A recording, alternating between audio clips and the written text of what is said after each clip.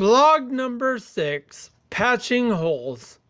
So what's the bottom line, you ask? The bottom line is that I don't ever recall asking for my life to go this way.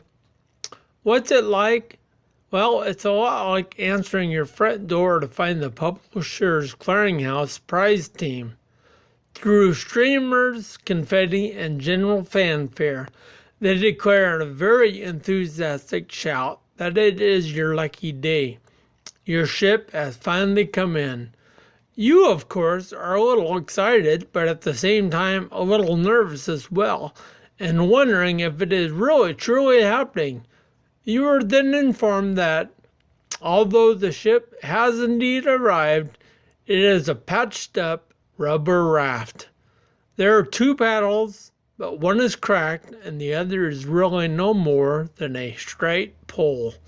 And they are both made of paper. You think, hey, no problem. Through hard work and discipline, I'll fix them up. Nope, sorry. You just have to use the boat as it is.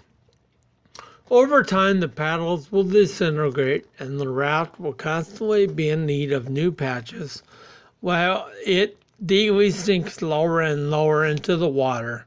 For me, an example of sinking deeper would be my response to time pressures and the amount of time that everyday chores take me.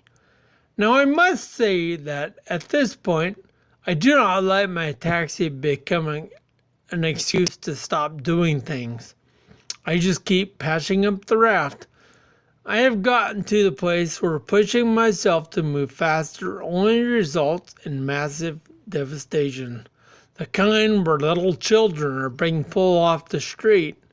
Okay, so that's a slight exaggeration. But a lot of mess could be avoided if I would slow down. I sometimes think that I forget for a second. That is until I have an honest and insightful meeting with the floor, the wall, and any other surface that is harder than me. Going into a dressing room feels much like a timed event.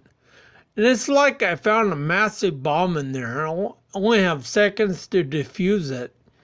And I'm flying solo.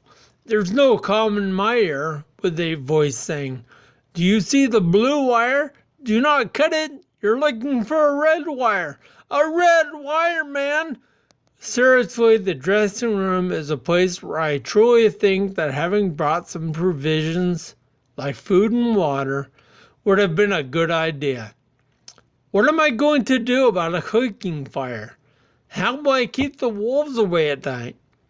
Then I remember that I only have one shirt to try on, and I think, oh, I'll probably be alright. I should be able to hold out. Time-sensitive issues and pressures are one of the reasons I have to keep patching up the raft.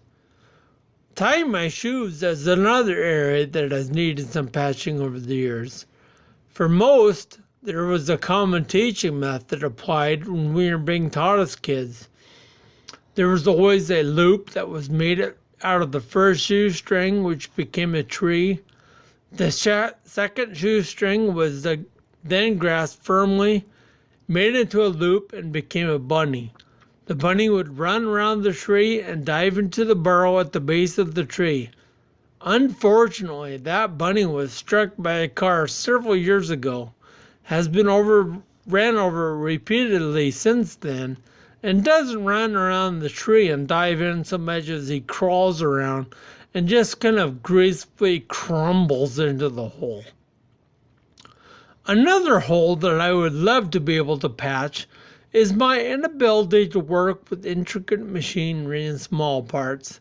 Anything, say, smaller than 2 feet long. Not really, tiny exaggeration there. But trying to manipulate small screws and other parts feels like I'm trying to wrestle a greased pig while wearing butter-covered rubber gloves. Eventually I'm able to catch the pig, but it is increasingly taking me longer and longer to do so. One thing I have to note here. I've noticed that there's a direct correlation between the volume of my speech, my vocabulary choices, and how long I have to continue to struggle with an object or to try to fix something. Usually it is because I forgot my lack of finesse and broke it in the first place. Through it all, I have just kept telling myself not to quit. That no matter how crazy I look or how much of a struggle it has become, to simply not give up or give in to ataxia. My motto has simply always been that if I don't use it, I'll lose it. This is a message that I hope is coming across and becoming quite clear. I am blessed to be where I am, and even though I joke, know that it could be a lot worse.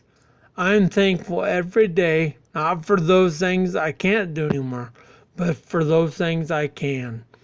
And if the day comes when all I can do is breathe, I'll make a joke out of it in my head, crack myself up. I would love to share it, but remember, all I can do is breathe. In closing, I would just like to encourage you all, my friends, to look for the blessings around you and not become your limitations, because you are more than that, much more.